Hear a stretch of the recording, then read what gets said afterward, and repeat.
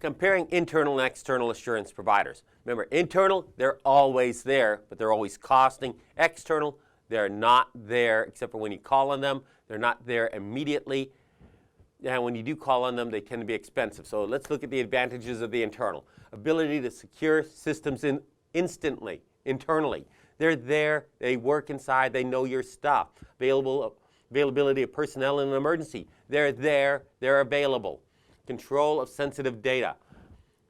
They work directly for you. They've signed NDAs. They can't disclose. Knowledge of the organization's management structure and culture. They work with you. They deal in the same culture. They're part of it. Disadvantages. They may be good. They may be not so good. Level of skill can vary more. Cost. They're always there. They're always on payroll. They're always an expense. The inability to take on additional responsibilities. You probably have them tasked to about the limit of what they can do already. Remember, you hire someone, you're going to use them. Well, you're now using them for just about everything you can. Something else pops up. Can they do it as well? Probably one too many duties. External, specialized knowledge and skill. These are people that hopefully and should be very, very good at what they do, but they tend to have a narrower focus. And that narrow focus doesn't work well internal to your company because you can't use them for enough things, but works great when you need the hired gun. Ability to divide labor and offload routine tasks. They have specialized skills. They're great for when you have too much stuff happening, offload some of it to someone outside. You don't normally need that extra manpower, only on occasion. They're fantastic.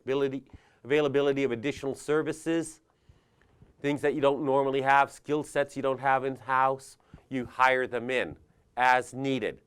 They're cost effective, at least on things where they're not often needed. If they're needed all the time, it's not cost effective to contract. It's not cost effective to bring them in from the outside. If they're needed all the time, just hire someone with that skill set. Disadvantages, they're not there in an emergency. They're usually off in another office. You call them, you schedule an appointment, they come down maybe a few hours before they're there, meaning you're going to have downtime, you're going to have things not available at that immediate moment. Lack of access to internal resources. An external party usually doesn't have access to your data, doesn't have access to your personnel records. They have to coordinate with you to gain access to this stuff, and it takes time. They may never have it. It may be considered a breach. Possible compromises to security of sensitive data. This one's kind of a mixed bag. They're not working for you. They probably haven't signed an NDA. You contracted with them. Will they share your data? In many cases, they're not going to be constrained. But let's be honest about this.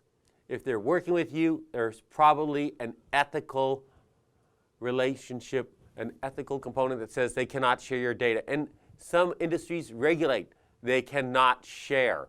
You bring in an external auditor to look at your stuff. Because you don't have the skill set, they're bound usually by state or federal laws, international laws, by code of ethics to not share your data with anyone else, only with you. So that can still be constrained, and contractual relationships can add constraints, effectively applying an NDA to them. Yes, if you bring in Best Buy to come and work on your computer, they may talk about how poorly you run your systems. They may talk about how you bought a bunch of junk from them instead of junk from someone else. Okay? It may not be constrained, depending upon the level of professionalism and the constraints that you place in your contracts with them. Possible lack of security or remote access in systems. They might need to remote into your systems. They may need to gain access from their location. You could create a VPN tunnel, usually pretty safe. You could get, if they're constantly being contracted, you could get a dedicated line to them, expensive but secure. It may not have that level of security. And what do they do with the password for the VPN? Post it on their monitor, under the keyboard, put in a Rolodex, keep it on a file on their desktop. They probably will not have the same level of security that you might require. If they do not secure your stuff properly, they have access to it, they could create problems for you that increase your liability.